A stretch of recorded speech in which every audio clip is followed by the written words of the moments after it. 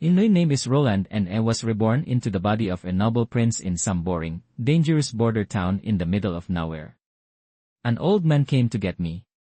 But before he could even knock, he ran into one of the maids who had just served me. She told him I was sleeping, but her eyes said something completely different. That shifty, nervous look of someone desperately hiding something. The old man walked in and found me passed out cold. A wine goblet tipped over on the floor. He didn't know it yet, but at that exact moment, the prince was already dead, and that's when I took over his body.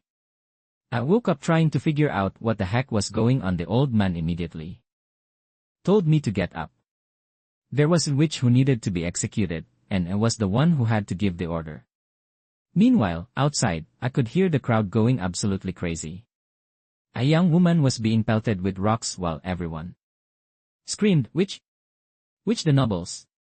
Oh, they had front row seats up on the balcony, sipping wine like they'd paid for lay access to a show. That's when it really hit me. I had been reborn as the prince. I played it cool, walked around the room, and spotted the poisoned wine goblet on the floor. Someone had murdered the original owner of this body. When I finally stepped outside, dude, my jaw dropped. Like, I still couldn't fully believe was in another world. The whole crowd was screaming at me to authorize the witch's hanging. In the middle of the mob, I noticed that same maid from earlier staring in pure shock because the prince was still alive. Because I was still alive. I looked at the so-called witch and realized she was just a young woman. The whole thing felt completely insane to me, but since I had to keep pretending to be the prince, I called for delay. In the trial, the royal knight immediately shut me down. You can't do that. Once a witch is identified, she has to be executed on the spot or she'll draw more witches to us. So, I turned around and said, and really wouldn't that be a good thing? More witches show up, we catch them all at once. He just froze. And just like that, the trial was postponed. Later, I was riding in the carriage back to the mansion, and without realizing it, I was sitting right next to the very person who had poisoned me, still playing the role of a harmless little maid. Once we arrived, I headed to my room and started processing everything. I was stuck in the body of a joke of a prince. No respect, no real territory in some grim, dark backwards world. I thought, what on earth am I supposed to do here? Then I looked in the mirror and realized, okay, at least the guy was seriously good looking. I decided was going to make the most of this situation. Later, over dinner, the royal advisor showed up and got straight to the point. Why hadn't I ordered the witch's execution? This wasn't something that could be brushed aside. I casually asked how executing a witch was such a big deal. He explained that people had spotted more alleged witches in the western forest, and they'd found a symbol, the emblem of the witches' cooperative association. I had no idea what that was, so I asked. The advisor explained, witches used to operate solo, but this association wanted to unite them all under one mission, finding something called the Sacred Mountain, the only place where witches could find eternal peace. Because of that, the association was constantly recruiting. I asked completely dead. Pan, are you scared they'll find out the witch is still alive and come to break her out? He panicked and confirmed it, emphasizing that the witch needed to be executed immediately because once someone awakens, witch's power, that power is terrifying. And that word power made my eyes light up. The advisor explained that a few days earlier the mine on the northern ridge had collapsed and the witch had revealed her power, yellow burning a man until he melted like candle and spread across the floor. After hearing that, I needed to see this witch for myself. The old man completely lost it. I also asked why she wasn't being burned at the stake like usual. The advisor answered dead serious because she doesn't fear fire. Coming from the modern world, I thought this was all straight up fantasy nonsense. I headed down to the dungeon to see it with my own eyes. The knight begged me to turn back, saying he couldn't guarantee my safety down there. I looked at him and said, if you never face evil, how are you ever going to defeat it? He agreed with that, but pushed back, there are limits to what a human being can do. Recklessness isn't courage. Still convinced the witch was just a misunderstood woman, I looked at him and asked, "So, what you're saying is we should dish out justice against the weakest opponents and just ignore the stronger ones?" He apologized, held it together, and the two of us moved forward. When I finally reached the witch cell, I was stunned. The woman was drop-dead gorgeous, deep blue eyes that showed absolutely no malice, only an unshakable sense of conviction. Even with her in chains, the knight snapped into defensive mode immediately. I introduced myself and asked her name. In weak voice, she answered, "Anna." I asked her to tell me everything. Anna, reluctant and clearly broken, explained. When the mine collapsed, her father, a miner, got his leg trapped inside. She rushed to help him. But another miner took advantage of the chaos to steal the money her father had saved up. Lifetime of grueling, back-breaking work, gone. Her father, even trapped and badly injured, fought with everything he had. When Anna arrived, she saw the thief raising the pickaxe about to bring it down on her own father's head. And without a second thought, she killed him. I asked how she got captured. The advisor answered for her, and the answer hit me like a punch to the gut. Anna was turned in Eli, her own father. Her dad handed her over for a reward of 25 gold coins, enough to live comfortably for the rest of his life. I looked directly at Anna and asked, the man she killed was older, physically stronger than her. How did she do it? Anna answered quietly with what they call the devil's power. Still skeptical, I asked her to show me. Everyone completely freaked out. The witch could kill every single person in that room at any moment. Even Anna herself, realizing this was my first time actually being face-to-face with a witch, warned me, "Your curiosity is going to get you killed one day." I looked at her and replied, "If you're really a demon, shouldn't be the first one you'd go after. It should be your father." Those words hit her like a freight train. I watched Anna's tears fall. Being betrayed, Eli, your own father, is a different kind of pain. I stepped closer and looked her in the eyes. Are you someone worthy of pity, or demon with an incredible gift for acting? Then, even with the knight trying to physically stop me, I yanked off the collar that was sealing Anna's power while everyone scrambled to hold me back and ran for the exit in full panic mode. I finally saw it with my own eyes. The raw, overwhelming power of that woman. Flames exploded through the cell. The knight screamed at me to run, but I told him to wait. And then I noticed Anna was controlling the fire, keeping it contained within the cell walls. I watched her walk toward me, her clothes burning completely away until she extinguished the flames, and asked me in that calm voice that sent chills down my spine, "Na Lord, was your curiosity satisfied?" Anna told me that now that I'd seen it for myself, I could go ahead and execute her. But I took off my own cloak and draped it over her and told her wasn't going to kill her. Quite the opposite, actually. I wanted to hire her. So the next day was alone in my room, just sitting there thinking about Anna's powers. Back in my past life, was an engineer, and I know thermodynamics like the back of my hand. I know damn well that heat never flows from cold to hot without some kind of consequence. That entropy always increases in an irreversible reaction. And then it hit me. Anna just straight up ignores all of that. She creates heat out of literally nothing. Sidesteps the burden of entropy like it's not even new thing. My jaw dropped. The power of witches is like insane and insanely convenient. That's when I heard Barov walk into the room. I cut straight to the chase and asked if he'd completed the task. Barov confirmed without hesitating. The witch was hanged at noon, and the prisoner had a hood over his head, so nobody would figure out who he actually was. I was satisfied.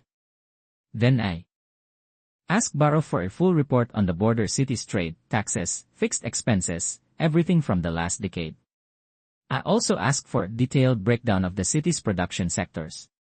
Textiles, steel, ceramics, all of it. Barov, who was used to dealing with the old prince, a complete deadbeat, useless from start to finish, looked at me like just ask him to solve a math problem on the moon, and questioned I needed any of that. looked at him and kept it simple. Don't worry about it, just bring me what I asked for. Barov agreed and visibly relieved, mentioned that was finally taking the royal decree seriously. Then walked over to the kingdom's map and started breaking down the geopolitics of the whole situation. Timothy oversees the economic hub of Valencia. Gerald commands the military fortress at Coldwind Crest. Gracia controls the trade port of Clearwater. Tilly manages the cultural center of the Silver City. And me? I got tossed into the most desolate, broken border city in the entire kingdom. Taking in the full picture, I asked Barov dead cold. What are my actual odds here? Barov kept it real. Since I'd made a massive mess of things the previous year and basically ran the city into the ground, it wasn't going to be easy. The local nobles had been doing whatever they wanted with zero consequences. So, I asked who was really calling the shots in the region. Barov answered without missing a beat. The royal house of Fortitenza, the Wimbledons. I gave dry smile and said, that's just a front. I explained that the ones who truly run the kingdom are the Holy City, the Herms. Only someone crowned Eli the Pope is considered legitimate king, which means the current regime is nothing more than puppet of the theocracy. Doesn't matter how much Eloy brothers build up their territories. In the end, everything belongs to the church. I wrap it up with total conviction. If I build a kingdom completely outside that system, the throne will be mine. Then looked straight at Barov and asked point blank, you as a loyal defender of the royal house, aren't you sick of the church sticking its nose in governance? Barov agreed but pushed back. The church's power was deeply rooted in the people. What could we even do about it? I responded calmly. The people's support for the church comes from the lies it tells. If we can prove the church is lying, the people will stop backing it. And the best way to do that? Prove that witches aren't the incarnation of the devil. I watched Barov finally put the pieces together. That was it, that was the real reason I'd saved Anna. Then I looked Barov dead in the eyes and said, if I win the royal decree, the title of assistant could be stripped from you. Maybe you go further and become a hand of the king. And then dead serious, Barov never questioned my decisions. Again. I watched Barov leave the room completely shook. The knight, looking uneasy, mentioned he was worried the other nobles might find out, was sheltering a witch, but Barov had bigger things on his mind and brushed the comment off. Meanwhile, I found out Anna was in the garden alone with her thoughts. She had just signed an equal terms work contract with me. Barov told her she'd receive 1 gold coin per month. Anna's jaw hit the floor. That was way more than her father made in an entire year of hard labor. She just couldn't wrap her head around what I actually wanted from her. Because to her, a witch is filthy, demonic, a child of the devil. That's when showed up and snapped her out of her spiral. I apologized, acknowledging that after everything she'd been through, she deserved way more time to rest. Anna, still not getting any of it, asked Ali. I'd saved her and what the real reason behind that contract was.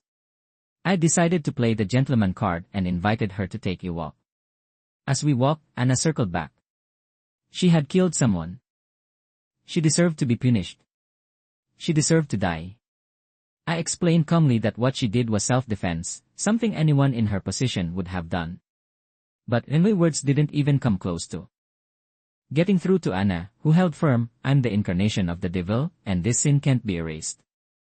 Without rushing it, I picked a citrus flower and held it out to her. This flower is highly poisonous, I said. I watched Anna drop it instantly, startled. I smiled. I was lying. I explained. The flower was still the same flower. What changed was Anna's perception of it, and it was the exact same thing with a witch's powers. They're not good or evil. They're natural. This whole story about impurity, about the devil, that's just opinions. And opinions can be changed. Anna fired back in tears. That was being way too simplistic, that the power was terrifying, that it would kill everyone who got close to her. Realizing there was no point in pushing further, I said with complete honesty, if you want to die, I'm not going to stop you. But know this, dying won't fix anything. Your father will still hate witches. Everything you lost won't come back. And then drop the real one. You can choose different path. Build a world with me where witches can live free. I watched Anna freeze. In a quiet voice, she confessed, I don't want to hurt anyone. Just want to be free to study, to read, to sing out loud. Just want to live, and she asked, eyes glistening, will that day actually come? I extended my hand and answered. Yes, but only if we work together. I watched Anna look at that hand and make her choice. She was going to help me. So, I instructed Anna to train with her powers until she had full control over them. Later that night, I found out a mysterious female assassin had sent a message to the other witches about what was up to the next day. After pulling an all-nighter going through documents, I figured out that the border city was a mining town, completely suffocated by noble corruption. And to make things worse, the region had zero agricultural production. So I asked Barov how they handled food supply. Barov explained. All the ore they produced was traded for food with Longbong Fortress. The border city was basically treated like property of the Longs, who handed out barely enough rations to keep the workers standing. Baron Boris, before I took over, blindly obeyed the Long songs, handing over every last bit of ore in exchange for scraps. I brought up Boris and mentioned I'd never trusted the guy. I knew that Eli taking his territory, I'd made myself a declared enemy. Barov confirmed. Boris and the other nobles had personal interests tied to Long Fortress. They didn't care about how much ore was being produced. The food they sent to the city barely kept people alive. I decided right then and there. That ends now. Cut off all trades with the fortress immediately. I laid out the plan. We'd sell the ore to Willow City and buy food directly from them. Barov worried Willow City wouldn't be willing to take on such a massive quantity of ore since they'd never dealt with anything on that scale. But I pushed back, calm and collected. We'd sell at half the market price. With margins like that, they weren't going to say no. Barov got anxious about the future. After all, we'd be burning through our stockpile. I explained with long-term vision. Once we'd built up enough resources, we'd expand. The border city sits right at the source of the river that cuts through the entire kingdom. With enough ships, we could sail through the whole thing and trade with everyone. The Rubywood River would become the border city's Silk Road. Barov, confused, said the city didn't produce silk. I logged. It's a metaphor, bro. Then Barov dropped the bomb. If we went through with this, the fortress would no longer take in the city's residents during winter. I didn't get that we'd need the fortress in winter to begin with. Barov explained, winter brings monsters. The gates of hell crack open inside Dragonspine Mountain and corrupt the animals, turning them into bloodthirsty demonic beasts. They attack in hordes and tear through everything in their path. And since the city has no walls, every year, the residents take shelter for months inside Long Fortress. It hit me hard. Without solving the beast problem, there was no way to establish myself and build trade there. I called in the 2 patrol captains and a man who claimed to have actually fought the creatures before. One of the captains tried to speak, but since he was standing in front of me, a prince, he completely locked up. Not a single coherent word came out of the poor guy. The other captain stepped up and explained. At the end of autumn, the patrol kept a close eye on the misty forest. When they spotted signs of the beasts, they lit the signal fires and booked a boat down the Rubywood River to the fortress. I asked if they got attacked on the river. The captain explained that the current was strong and the river ran too deep. In years of recorded history, not a single demonic beast had ever crossed it. I asked how long the demonic months lasted. The captain answered, 2 to 3 months, ending when the Isla clears and the snow melts. But last year it dragged on for 4 months and a lot of people died. I didn't get it. If they were inside the fortress, how did they starve? The captain explained. The fortress handed out food based on or delivered with Careful rationing, it lasted up to 3 months. But ila the 4th month, the ore ran out. There was no way to get back to the city to mine more and people were dropping dead of starvation right inside the fortress. It clicked completely and finally taking shelter in Long Fortress was not an option. The hunter then stepped forward and introduced himself. He'd killed 2 beasts, a mutant boar and a mutant wolf. He explained that the beasts were corrupted wild animals. The more powerful the animal was before the corruption, the more dangerous the beast became. A wolf got way faster. A boar developed skin so tough that crossbow bolts couldn't even pierce it. I concluded that despite being stronger and more agile, they were still animals. The hunter agreed but warned me that the hybrid beasts existed. Those were the real nightmares. They could transform, grow wings, and with their enhanced sense of smell, it didn't matter where you hid, they would find you. They toyed with their prey before devouring it, like they actually enjoyed the suffering. Real demons. I asked the hunter's name and while he was keeping his head down, Carter explained. The man was from the Sand People in exile from the Mojin clan. I told him to raise his head and said firmly, it doesn't matter who you are. As long as you're in the border city, you're part of our people. Tell me your name. The man lifted his head and answered, Iron Axe. I thanked everyone, praised each of their contributions, and announced they'd each be rewarded with isa 0 silver coins.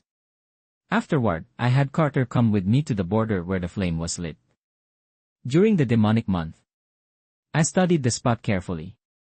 I noticed the men who lit the signal fire ran straight down the mountain to the river. I asked Carter the average distance to the water. Approximately 6 metro, he answered. Then Carter, choosing his words carefully so as not to overstep, asked whether was actually planning to stay in the border city during the demonic period. I confirmed. I watched Carter go. Pale. The city had only a handful of guards. The castle had no room for 2,000 residents. Defending against a horde of demonic beasts was flat out impossible. But I looked straight ahead, steady. I am not planning on dying here, and I'm definitely not abandoning LA people.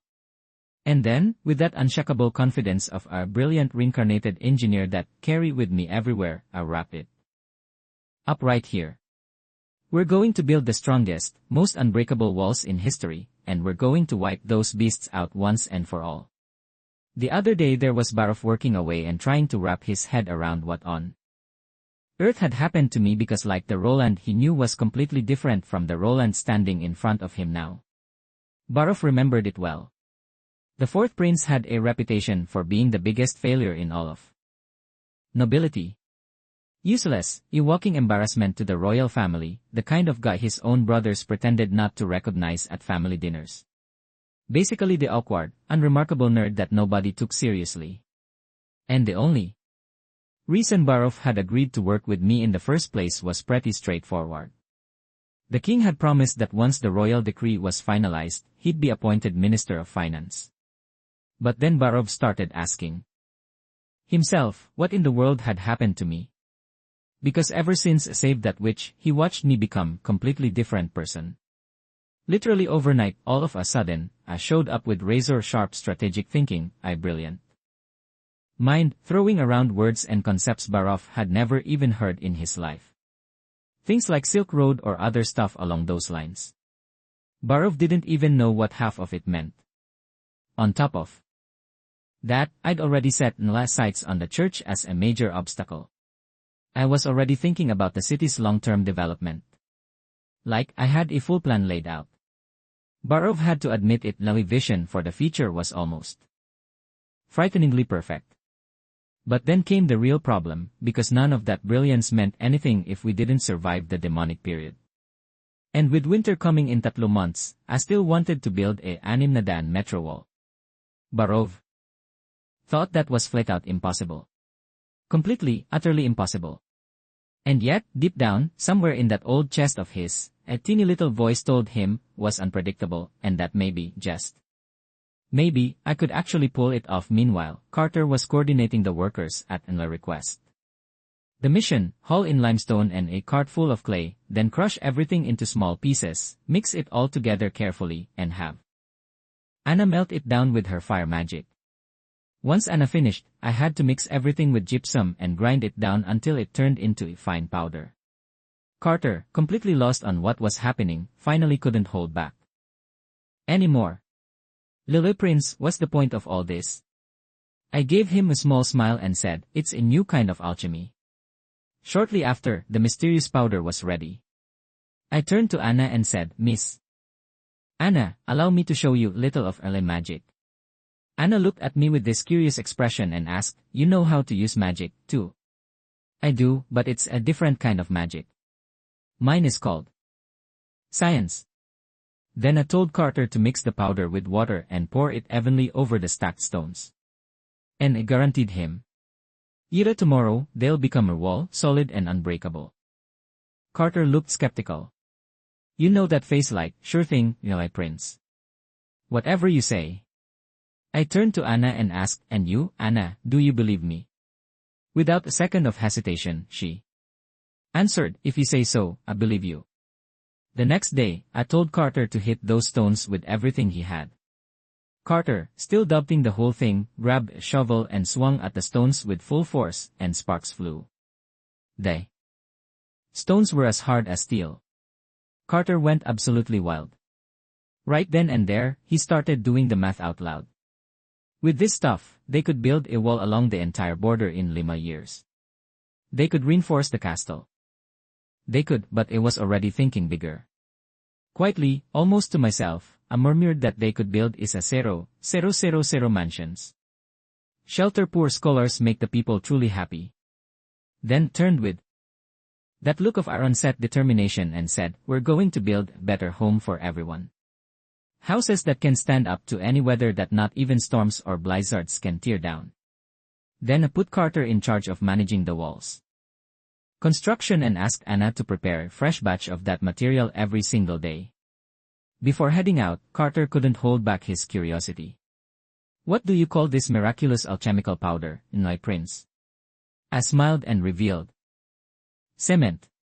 A few days later, problem. Construction had barely gotten off the ground. Barov explained that Carter, as dedicated as he was, had zero experience in construction. And to raise a 600-meter wall from scratch, we needed a seasoned architect, a real master builder supervising every step. I realized that even cement, as powerful as it was, couldn't fix everything on its own. I told Barov to go out and find stonemasons immediately. Barov explained there was no one with that level of specialization in the frontier city. Then look somewhere else, I said without blinking. Long Fortress, Willow City, wherever you need to go. Meanwhile, on the other side of town, Anna's old teacher was walking through the city center and stopped in front of the gallows. He stood there staring, convinced that was where Anna had been hanged. Still grieving, just a few days earlier, another one of his students had come forward and revealed that she too was a witch. It felt like the weight of the entire world was pressing down on his shoulders. That's when a man called out to him. Since he was one of the few people around who could read, he was asked to decipher notice posted on the wall. The teacher read it aloud for everyone nearby. There were open positions. Men between 20 and 40 years. Old to break stones, stonemasons of any gender with masonry experience, general laborers, and master builders of any age with experience in fortress construction or large-scale engineering projects. The pay was very good and the master builder position came with nothing less than 1 gold royal coin per month. The crowd around him went absolutely crazy. This was a life-changing opportunity and the teacher realized this was a once-in-a-lifetime chance. He took off running to the interview. He reached me and introduced himself. And my name is Carl Van Bate. I've worked as a teacher here in the city, but I worked on the design and construction of the palace as well as renovations on several public facilities including Ashfort. Barov's brow furrowed immediately. All of Ashport's construction was the responsibility of the Stonemasons Guild. Were you a member? Yes, Carl confirmed. I got straight to the point. During Ashford's construction, there was a collapse and every member of the guild was executed. Carl took a slow, deep breath and said, "The story that spread is a lie. He laid everything out for us." The administrator at the time, driven Yue bribes, had sabotaged the entire team. He'd ordered different type of stone to be used, even after being warned it would compromise the structural integrity of the whole project. The administrator ignored every warning. The accident happened, and in the end, the administrator claimed good intentions, walked free, and the stonemasons were all executed. Carl had heard the rumors before anyone else. He slipped away in the middle of the night. Had been hiding his identity ever since. I looked him dead in the eye. "Really, are you revealing this now? You know you're risking your own life." Carl held my gaze and said, "I know, but if I hadn't run, I'd be dead. I can't reveal everything just yet, but I'm begging you to give me a chance. I've been a stonemason my whole life. I need to make things right." I asked for Barov's take. Barov was straight with me. "Law, he's a convicted fugitive. He should be eliminated. But given your current needs, hiring him is the best call." I stood up. With every ounce of authority I had, I pardoned Carl's crimes and appointed him master builder and a member of the administrative office. Carl's jaw dropped. He couldn't believe it. He'd been absolutely certain he was going to die right there. I then unfolded the map and showed him where I wanted the wall. Carl studied everything carefully and said, "With 150 men, probably 3 years for the full project." I crossed my arms. "We need it done before the demonic period." Carl thought fast, revised the plan on the spot. Suggested reducing the height and width of the wall. With 200 men, the foundation could be ready in a month. But the problem was the stone. Hard to break, hard to transport. "If I can get you enough stone in time," I cut in. "Can you finish in 3 months?" "Yes," Carl answered without hesitating. "Then, let me show you little of early magic." When Carl saw the cement for the first time, man, the guy nearly lost it on the spot. His eyes went wide. His voice shook. He stumbled over his words, saying that with something like this, they wouldn't even need to process the stones. The speed of any construction project would jump to a completely different level. They could absolutely meet the deadline easily. Carl was dying to get his hands on it, but before I could leave, Carl decided to share the secret he'd still been holding back. That's when Anna came down the stairs. Carl stopped, stared, completely frozen. She was dead," he whispered. Anna explained to me that Carl was the teacher she'd told me so much about. Carl got emotional in a way he didn't even try to hide. He said he'd been having nightmares about her for days, that he'd been devastated, and that seeing her alive was more relief than he could even put into words. He dropped to one knee in front of me and thanked me for sparing Anna. I replied firmly, "I don't see witches as incarnations of the devil. I won't hunt them down like the church commands. I would never harm Anna." That's when Carl revealed there was another witch in the city. I raised an eyebrow. A small smile crept into the corner of her mouth. "A little girl named Nana," Carl said. "She found out she was a witch just a few days ago." Then Carl, completely misreading the entire situation, started thanking me and saying what great luck it was for Anna to be joining the harem and that even though Nana was still young, someday she'd grow into a beautiful woman and could barf off, completely lost at laughing. I exhaled slowly and explained with the patience of a monk. "Carl, you've got this all wrong. I saved Anna because I need her help. It was because of her that I managed to make the cement. That's it, full stop." Carl turned the deepest shade of red in recorded history. Then pulled him aside for a separate conversation. As we walked, Barov quietly warned me. Nana was the daughter of a noble, Baron Tigipine. If the nobles found out she was a witch, things would get complicated fast. I asked Carl, as Nana's teacher, to bring her to me during their regular lesson time, and I asked Barov to bring her to the kitchen as discreetly as possible. Later, Nana arrived. From the redness burning across her cheeks, it was pretty obvious Carl had said some very questionable things on the way over. I introduced myself and asked her to sit at the table. The little girl, Lele with those teeny, suspicious eyes, hesitated. So, I pulled out the ultimate weapon against any woman in this world. Food. Nana almost gave in. Almost. She held herself back at the very last second. That's when Anna came down the stairs. Nana saw her, recognized her, and erupted into tears, screaming, "Big Sisana." A little while later, with Anna right beside her, Nana was demolishing the cake without a single ounce of guilt. And I took full advantage of the moment of vulnerability to drop the bombshell. "I know you're in witch. Tell me, how did you find out?" Nana explained. About a week earlier, she'd found a little bird with a broken leg. She desperately wanted to help it. She felt something flowing through her hands, like a sticky ball of water that wrapped itself around the bird, and then it was healed. Processed everything quickly. Nana's power was healing. I sent Carter sprinting to a hunter to buy small animals, injured ones and dead ones, to test the limits of that ability. Nana, a little nervous, demonstrated her power, and worked through the tests one UI. 1. She could heal wounds. She could reattach severed limbs, but if the limb had been lost, she couldn't regenerate it, and death she couldn't reverse. Carter watched all of it in silence for a moment. He said that saving lives was a knight's duty, but that seeing it happen right in front of him was something else entirely. And he admitted he was starting to understand the approach with the witches. I asked Carter to find a way to always bring Nana over without drawing any attention so she could train and develop her powers. Carter asked me why we didn't just keep her at the mansion. Because Nana hasn't been exposed as a witch yet, I explained. And since she's nobility, if we brought her here openly right now, we could spark conflict with the local nobles. We're not ready for that yet. Then I looked around the room and said, dead serious. Beyond the demonic beasts, we have other enemies, and they live very close to us.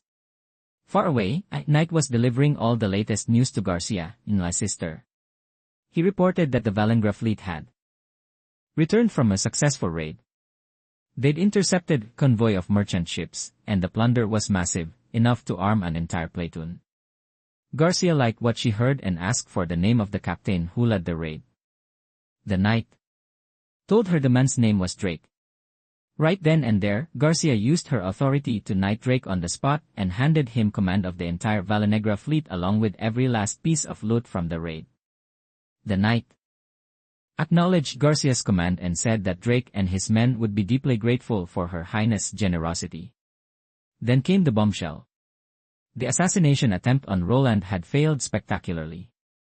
The pills had been mixed into the wine and Roland did drink them, but he just dozed off for a few seconds and woke up completely fine afterward.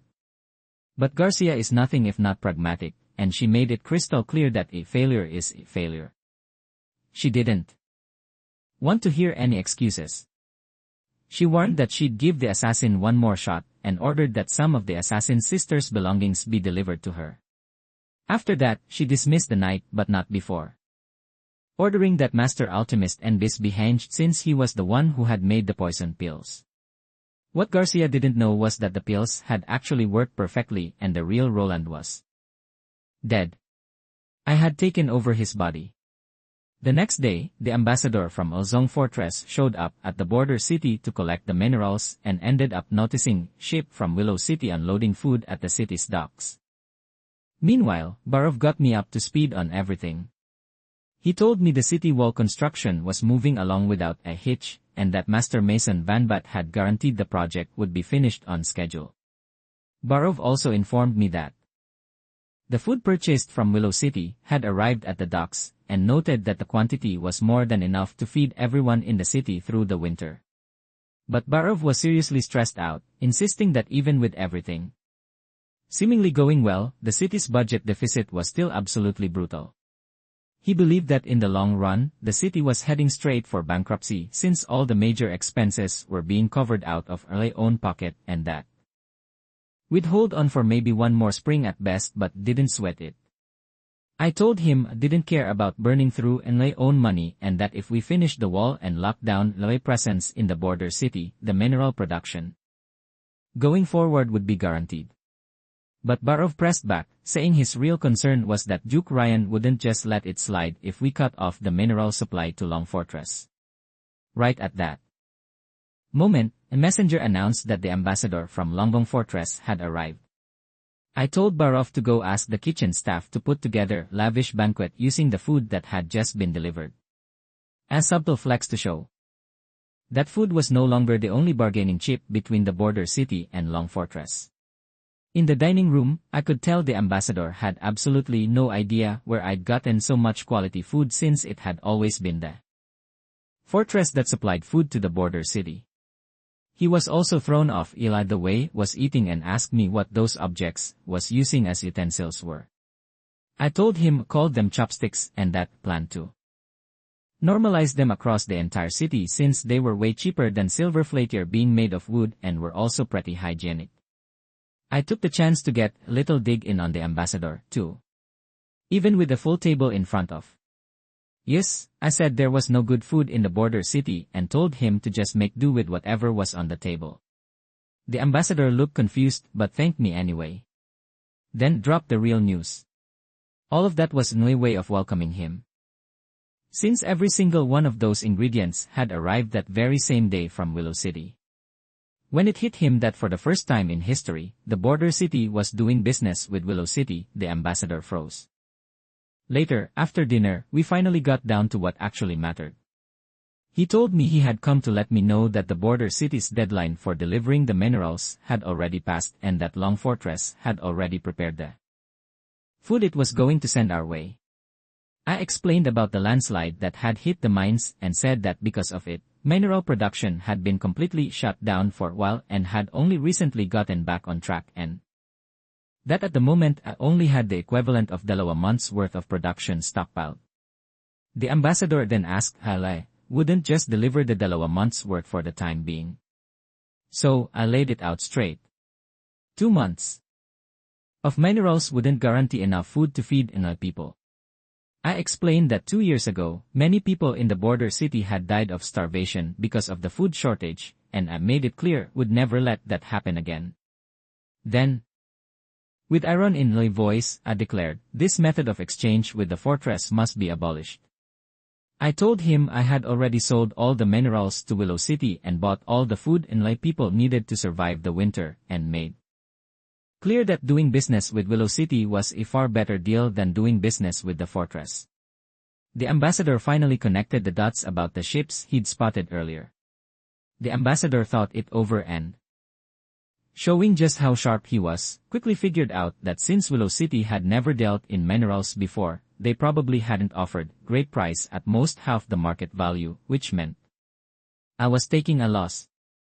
He also pointed out that since Long Fortress vastly outmatched Willow City and had been operating for generations, it was the only party capable of processing such a massive volume of minerals and that long-term the fortress would be the best possible trade partner as it would work out better for both sides. Then the ambassador floated a proposal. Sell the minerals to the fortress at 30% below market price since it would be win-win for everyone.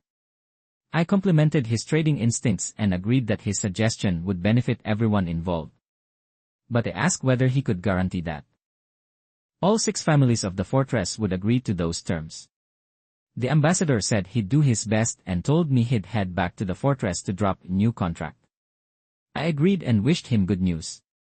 Before leaving, the ambassador expressed concern for the border city, pointing out that the demon season was only 2 months away and that the trip to the fortress was long and dangerous. But with a smile on my face told him I wouldn't be sending LA people to the fortress because I was going to build a wall to defend the border city and lead LA people against the demonic beasts, turning it into the new frontier of the kingdom of Fortisenza. The ambassador mounted his horse and rode off toward the fortress with a clear goal in mind, one that would benefit everyone.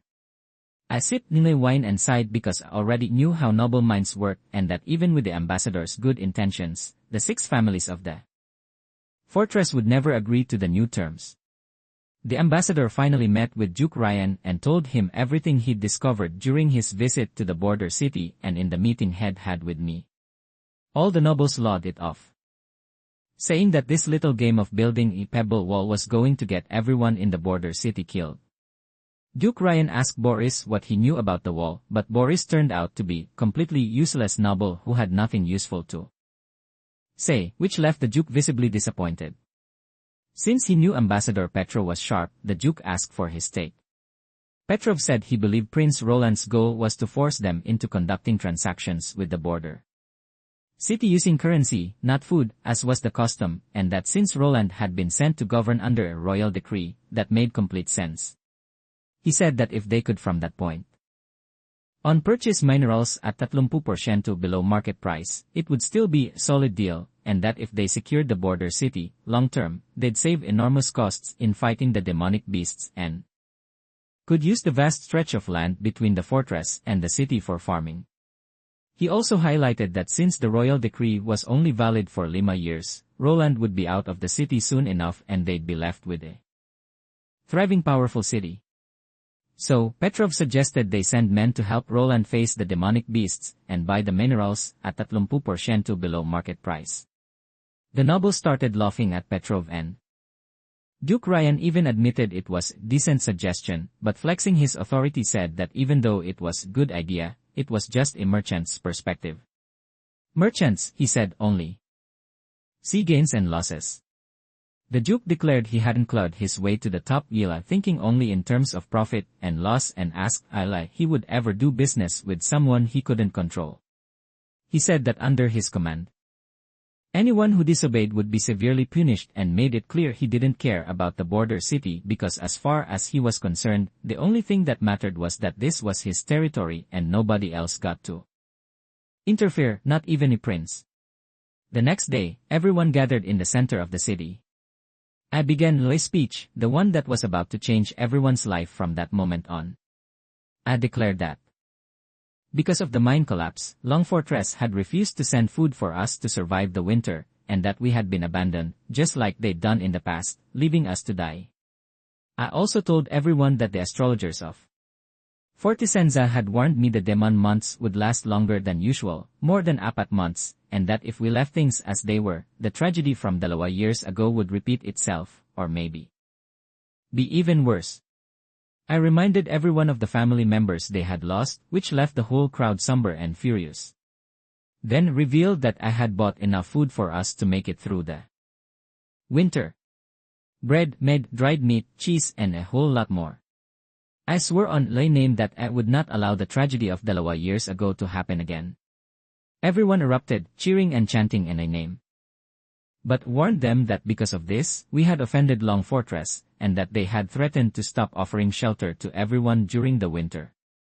But reassured them, as everyone had already noticed, I was building a solid wall to the west of the city, and I guaranteed that the demonic beasts were no stronger than ordinary wild animals. They couldn't scale walls or chew through stone. Then I asked, in my name, as Prince of the Kingdom of Fortna, that everyone with strong arms and the determination to defend their homeland grab their weapons and join the militia. I announced that every militia member would receive 25 real silver coins per month and that if anyone fell in battle, their family would receive 5 gold coins as compensation. Then asked the question that separates the real ones from the cowards.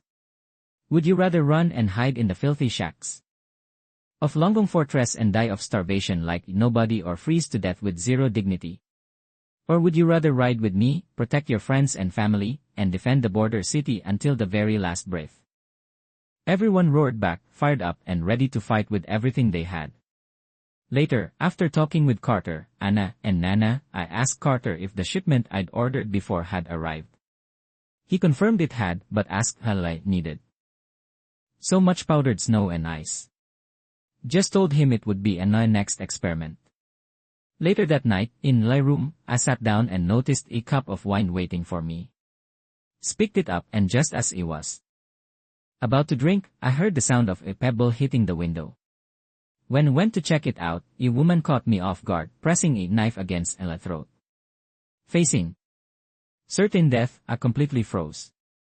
Fear takes over me, but for some reason, the woman doesn't kill me.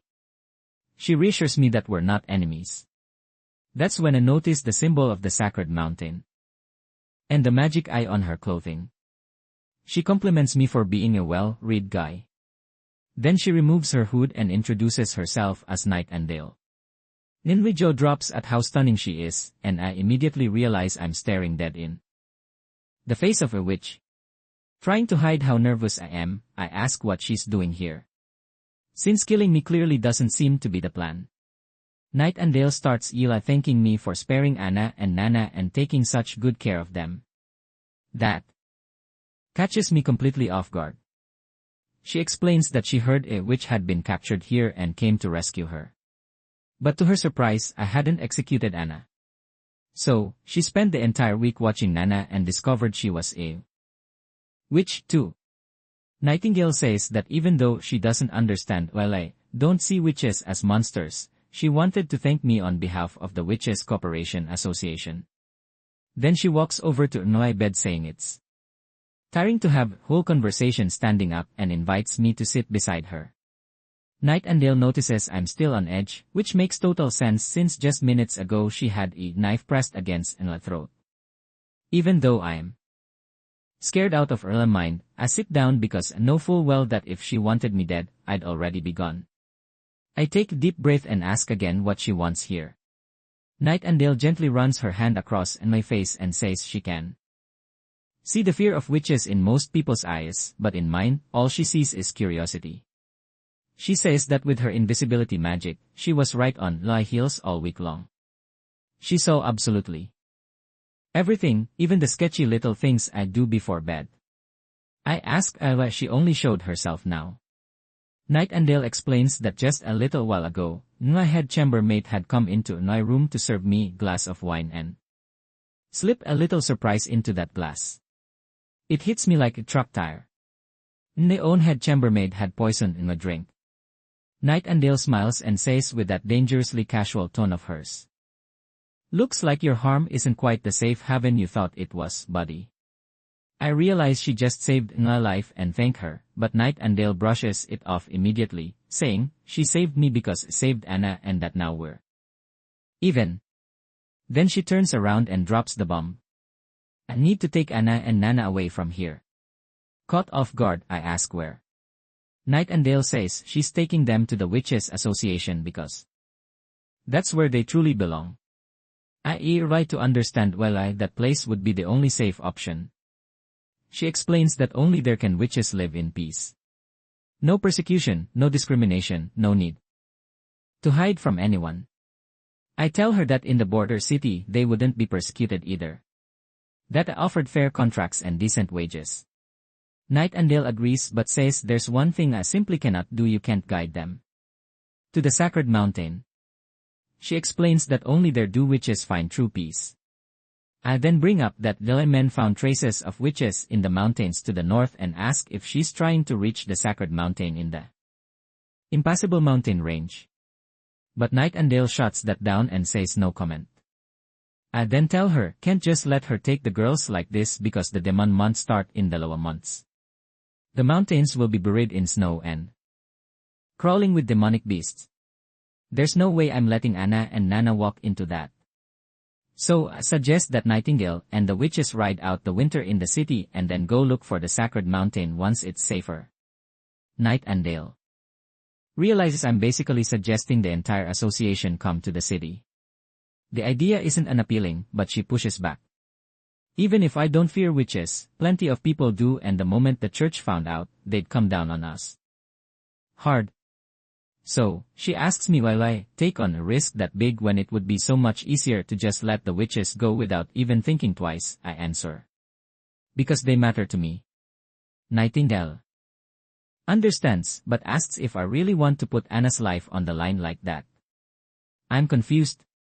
She then explains that the real reason she wants to take Anna away is that when witch turns 18, meaning she comes of age, she faces the first great trial of her life. Most witches awaken during the demon months when they say the gates of hell swing wide open. Those who haven't awakened Before turning labingwalong will most likely never become true witches, but those who have already awakened. Every year on the anniversary of their awakening, they suffer the torment of demonic possession.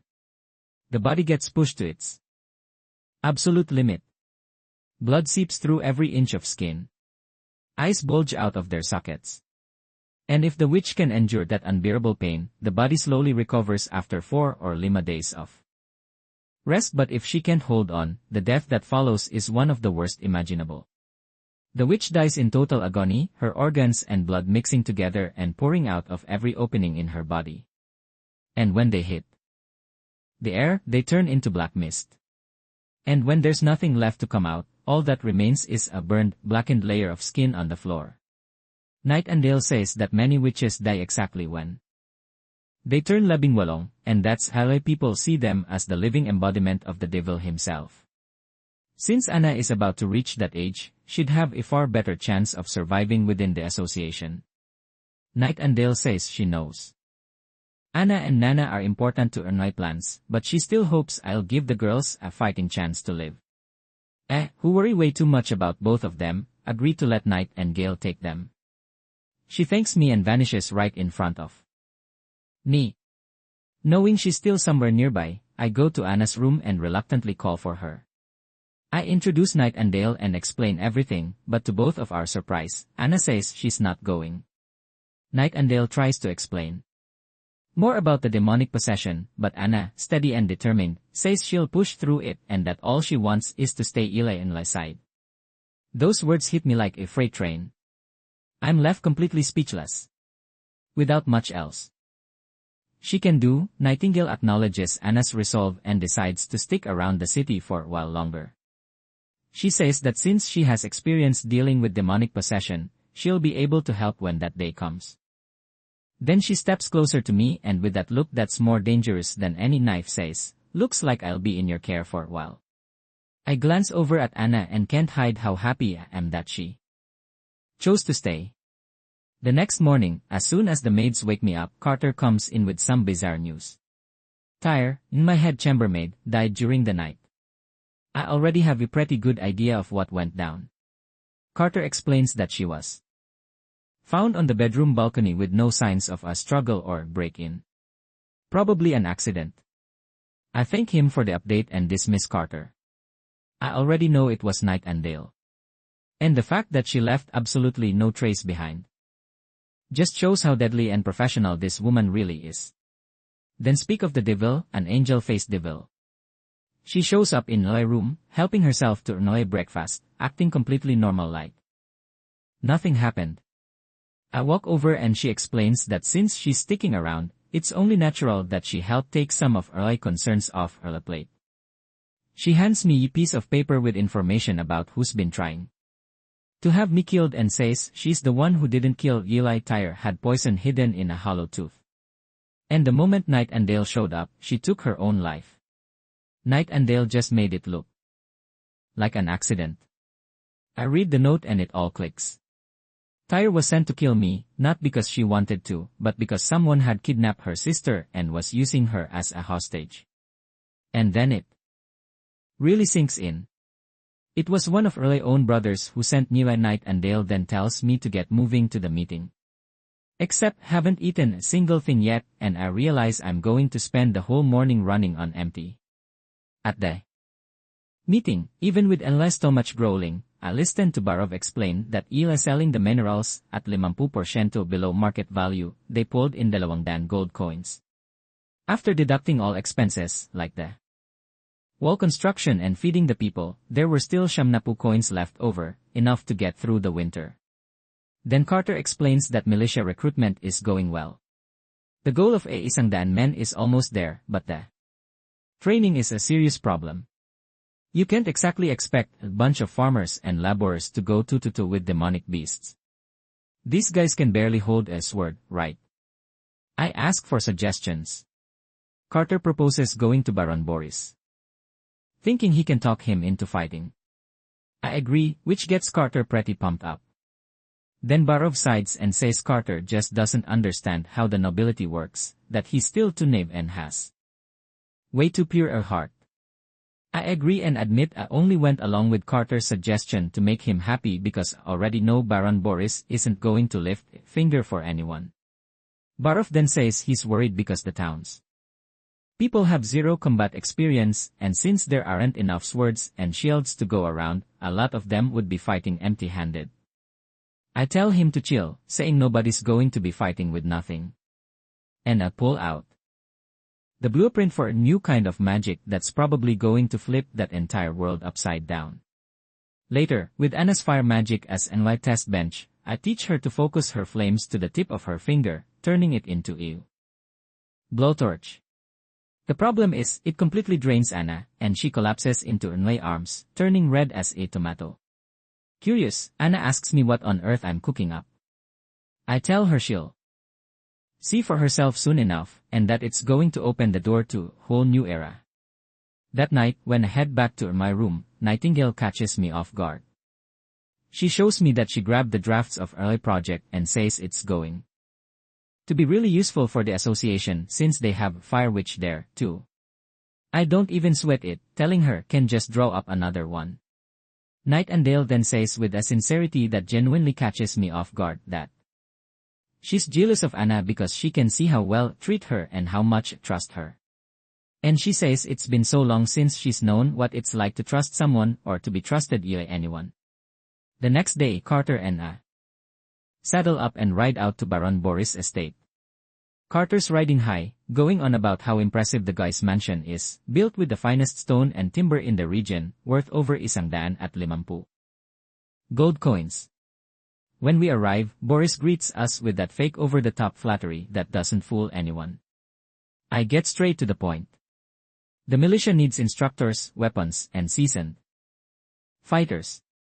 And I expect Boris to answer the call and send his knights to help defend the city. Boris then proves he's a world-class lowlife.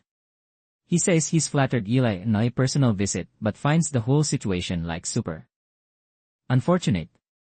He makes up some excuse about how his men just got back from a hunt and are totally worn out. Then he has a servant hand over a little box to help out. Carter opens it all excited and finds a single gold coin.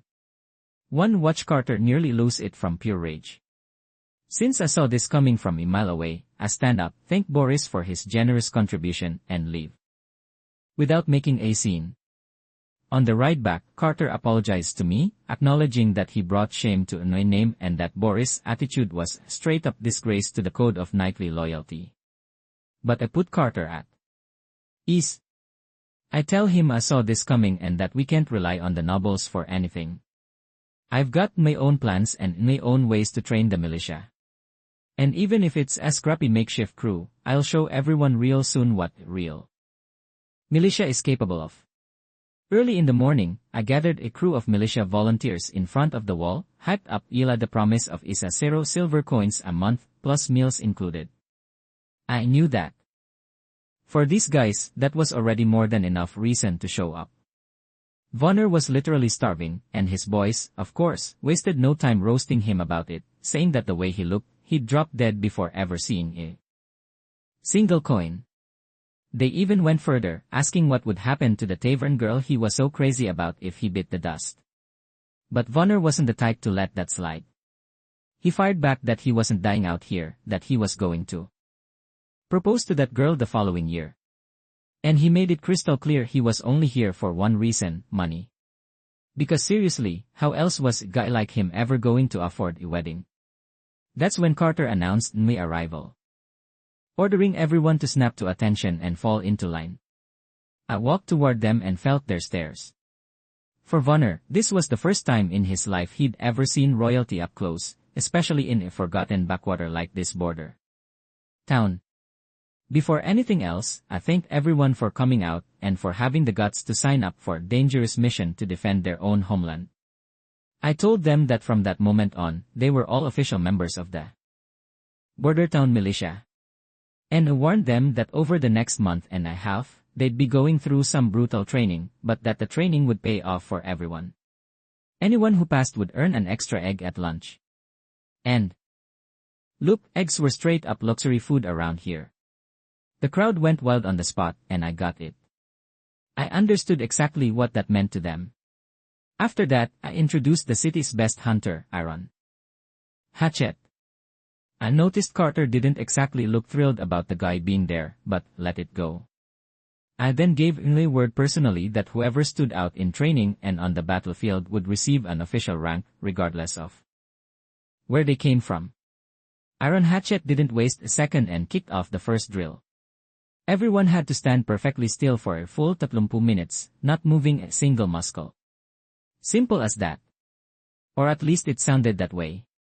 Anyone who made it would get an extra egg at lunch. Everyone got started and I watched Vanner, clearly the weakest link there, push himself with everything he had. And 30 minutes later, he made it. Everyone was absolutely wrecked but buzzing with energy for having held on. Iron Hatchet reported the end of the first drill to Carter, and I could already tell those two weren't exactly best friends. I called Carter over for the verdict. Meanwhile, I noticed Vanner and his crew looking nervous because like most commoners dealing with nobility, they had no guarantee I'd actually keep Inlay word. But Carter came back with the news. Everyone had performed well and everyone would get their egg at lunch. The crowd absolutely lost it. Some of them said it had been over a year since they'd last eaten an egg. Carter announced that the second round was starting immediately. This time, if everyone stayed still for another 30 minutes, they'd earn 2 eggs at lunch. But if even one person failed, nobody got anything. The crew deflated a little but watched Vanner pound his chest and swear he was going all in for that second egg. While the drill was going on, I noticed Carter getting antsy and told him to just spit it out. Carter said he would never question NOAA decisions, but that this group was nothing but a disorganized mess, that he'd seen it happen plenty of times before, and that these kinds of people were always the first ones to bolt on the battlefield. He also said he couldn't see the point of the training, because he didn't understand how standing still was going to help anyone fight off demon beasts. And he flat out asked me if I was really planning to make Iron Hatchet captain, pointing out that the guy didn't belong to any kingdom on the continent, and had no country to call his own. So I asked him one simple question. Carter, with your methods, could you turn these guys into fighters capable of going up against demon beasts in 2 months? Carter shot that down immediately. Said it would take at least 5 years. So, made it crystal clear wasn't training them to be warriors or knights, and that before long Carter would see exactly what was building. What Carter had no idea about was actually training them to be overpowered riflemen in a medieval world. I also made it clear that both Iron Hatchet and the witches were part of this border town. Then handed Carter a document with all the instructions for the drills going forward and made it clear that everyone was expected to follow what was written there. Carter noticed that one of the instructions said everyone had to learn to read and write and asked me, completely baffled, how on earth that was supposed to help in combat. I laid it out plainly: a powerful army is a smart and educated army. I told him I'd learned that lesson from the history of mankind, referring of course to the wars from my own world. Later, I watched the crew tear into their long-awaited meal, eggs included, buzzing with energy, saying it would be worth dying for food this good. While Iron Hatchet ate in peace, Carter showed up announcing the next drill. He informed them that I had ordered everyone to run 3 laps around the entire border town and made it clear that everyone had to finish, even if it meant carrying whoever couldn't make it on their own, and if they pulled it off, they'd earn another egg at dinner. Carter wished everyone luck, but before heading out, he turned to Iron Hatchet and told him to sleep with one eye open that night. At sundown, I watched everyone running and stepped behind Iron Hatchet. But Vanner, poor guy, proved to be the weakest of the bunch and collapsed from exhaustion. The lunch almost came back up his throat. But since it had been too good to waste, he swallowed it back down and kept going. Everyone finally finished the drill. But I noticed 3 people were still missing. That's when Vanner showed up being carried by his own crew, who flatly refused to leave him behind, and the whole group erupted. That night, I watched everyone celebrating around a bonfire when Carter walked up and announced it was time for another training session. Iron Hatchet looked Caught off guard. He hadn't expected night drill. Carter explained, this time it was an emergency briefing. Shortly after, I headed to my quarters and found my new roommate, Night and Gale. The sneaky girl casually claimed she'd eaten loy bacon because she was worried it would get cold. I ignored that and asked whether she'd forgotten her manners around a prince, pointing out that the first time we'd met, she'd been a lot more respectful. Night and Dale, sarcastic as ever, dropped an exaggerated bow and said it straight. I had ordered dinner for two. Wasn't that meal meant for her, too? Just gave a small smirk and kept sketching out Loa blueprints. Night and Dale moved closer and mentioned she'd noticed that all the malicious expenses were coming straight out of her own pocket. I told her that as long as they protected the city, it was worth every coin. She asked Hele was teaching everyone to read and write. I told her that literacy would help them understand what they were actually fighting for and that in the battles ahead that would matter more than anything else. Night and Dale said everyone there was only fighting to fill their stomachs. I agreed for now, but I told her was going to show them what fighting for something real actually meant. I then asked Night and Dale if the witches were cooperating in the fight. She said they were just a group of lost souls who had banded together to survive and that simply being alive was already exhausting enough.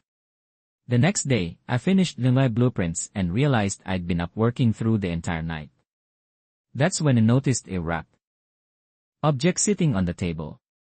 I gently ran a cloth over it, and a gleam broke through. The gleam of something that would change the fate of that world forever. Later, I met up with Carter and Iron Hatchet in a forest and introduced them to one of the greatest game changers in history, a musket. I told them it was a weapon capable of killing enemies from long range.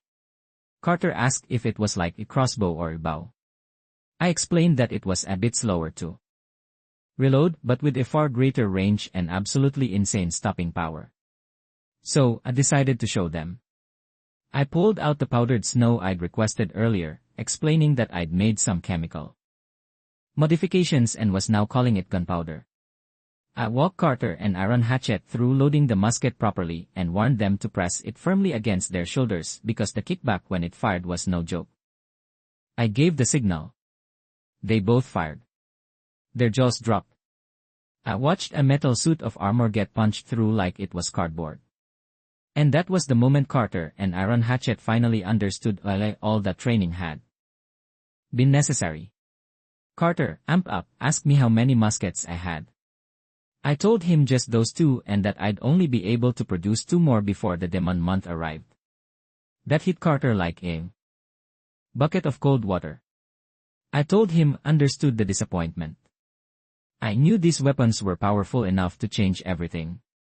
But I made it clear that no matter how powerful weapon is, it's just a tool and that the most powerful weapon would always be trust and loyalty. I made it plain. Only a true warrior can wield a true weapon. I turned to Carter and Iron Hatchet and asked them to use those tools to protect the border town and its people. Both of them, more fired up than they'd ever been, bowed before me and swore they would.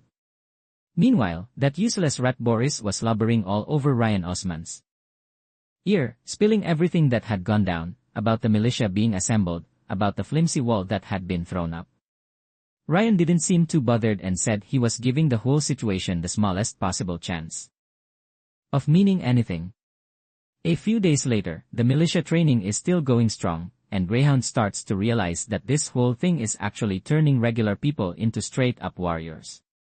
He gives Iron Axe major props, calling the guy insanely competent.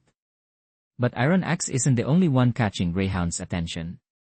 He spots Brian out there and says that with those sword skills, the guy isang dan porsyento needs to enlist in the militia. Greyhound is dead serious. With that kind of talent, Brian would win Prince Roland's favor just like that and become knight. Brian then invites Greyhound to enlist with him. But here's the thing, man. Greyhound is exactly the type of guy who sells himself short. You know, the classic underdog who doesn't believe in his own potential. He turns down the invite, plays humble, and walks off, saying he's perfectly fine just being a city guard. The two of them eventually make their way to a cabin deep in the woods where they find a group of warriors. But some of the faces there, Brian had never seen a day in his life. The shaggy-haired guy gets straight to the point. No beating around the bush. He says he's got a solid job offer for the two of them and guarantees that if they're in, they'll be named knights. That sparks Brian's curiosity and greyhounds, too. The shaggy guy claims his uncle is a trusted man of the Duke and that the fourth prince disrespected the Duke and that's exactly why he's here.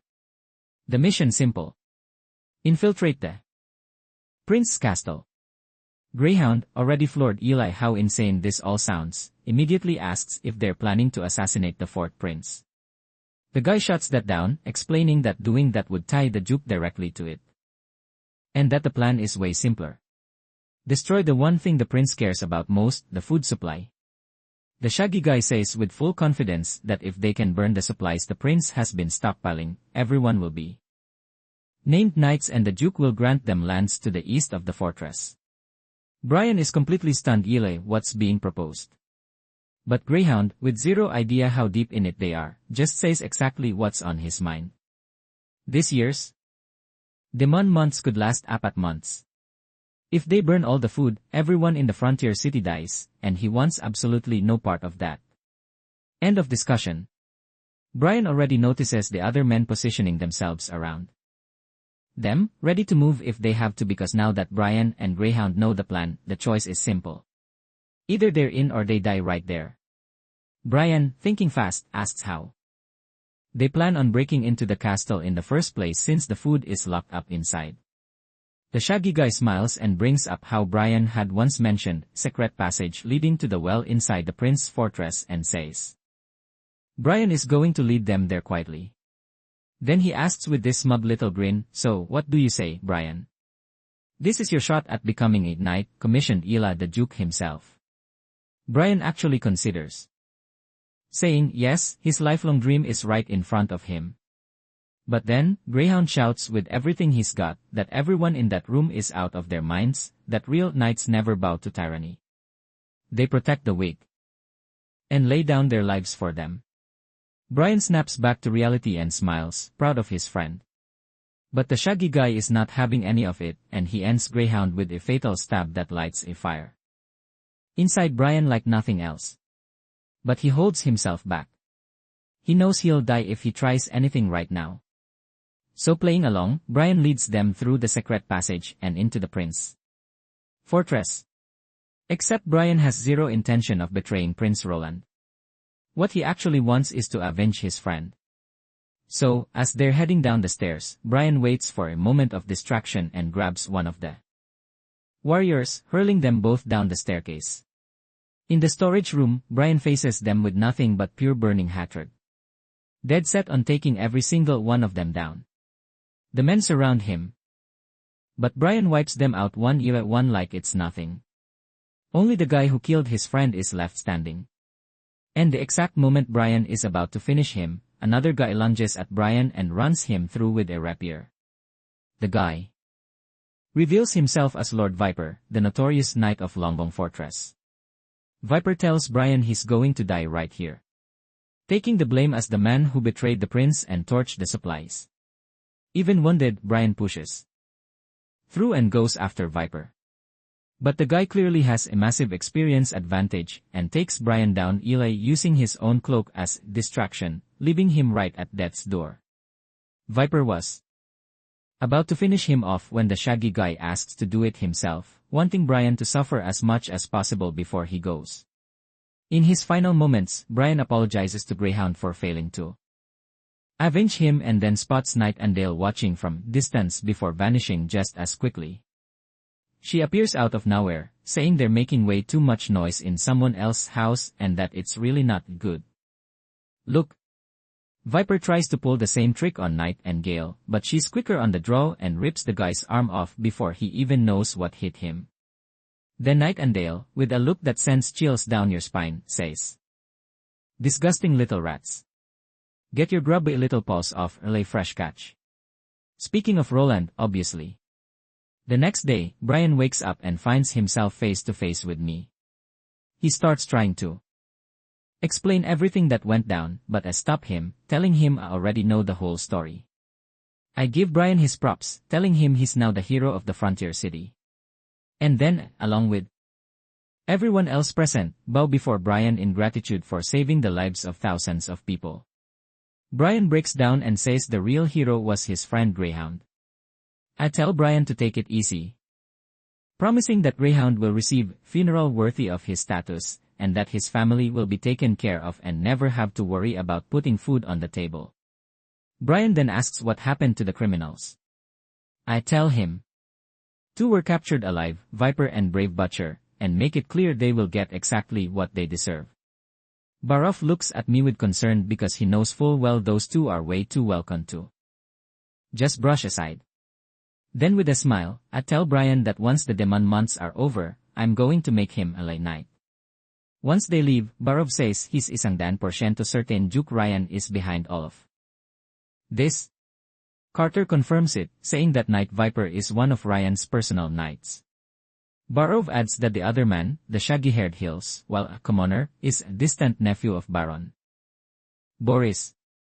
I ask Barov for guidance, and Barov makes it crystal clear. Via the law, these men must be executed. But since they have heavy ties to the nobility, the smarter move is to wait and see how Duke Ryan and Baron Boris respond. And it doesn't take long for Baron Boris to show up. The guy is an absolute nervous wreck because he knows he really stepped in at this time. I walk in and fix Boris with a look of pure contempt, asking what the hell he wants here. Boris tries to buy the freedom of his nephew Hills and the Night Viper with a box containing 50 gold coins. He claims he'll deal with his nephew personally and is offering the coins to make up for the crimes. I'm already fed up having to look at Boris' face and ask if he's seriously suggesting let criminals walk free. Criminals who tried to burn the city's food supply and assassinate me. Boris tries to lie, claiming he had absolutely no idea any of this was going down. I then ask if Duke Ryan had anything to do with it. Boris flat out denies it, so pretend to buy the idea that the Duke didn't just lie to have a prince murdered and say, I'll treat this whole thing as the criminals acting on their own. Boris lights up with excitement at that, but that high doesn't last long. I make it crystal clear that regardless of all that, the criminals will still be hanged for their crimes. Barov swallows hard, knowing he's going to have one massive headache on his hands down the road. Boris makes one last play, saying that in God's name, nobles can be granted forgiveness. I respond without blinking. Then I'll send them to meet God so they can be forgiven there, and I make it equally clear that as the local representative of the city, Boris is required to be there and witness the law being carried out. The next day, I gather the entire city together. I lay out everything that happened and exactly how those despicable criminals are being publicly executed.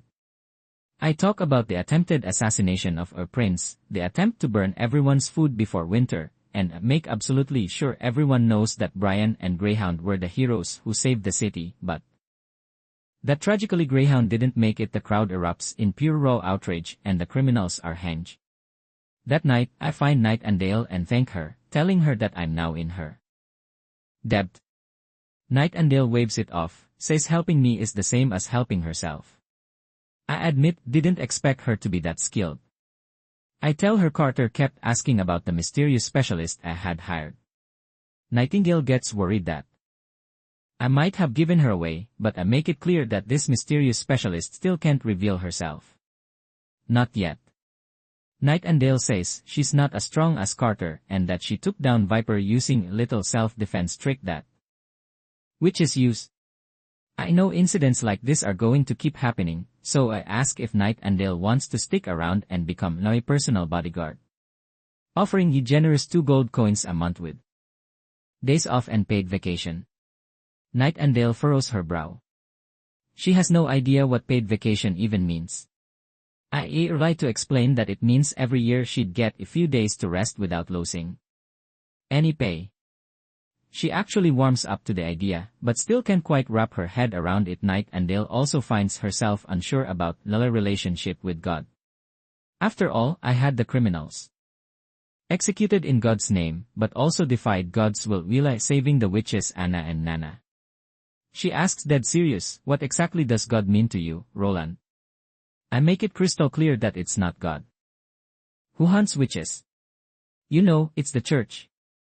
I say, I know full well that witches are innocent, and that it doesn't matter whether the criminal is a commoner or noble. A crime is a crime, and it will be punished. Then turn and say that throughout history, countless gods have been worshipped like countless peoples. And I wonder out loud how many terrible things have been done in the names of those gods. I say I'm just doing what believe is right for Inlay people, and that believe true God would be able to understand Inlay actions, and if he can't, then he is no God. Nightingale freezes, completely floored at that. A few days later Brian visits his friend's grave to let him know that because of him he became knight, that Roland revealed it was witch who saved him with her powers. Brian lays a bouquet of flowers over the earth and with a steady voice says he will raise his sword and defend the city even if it costs him his life.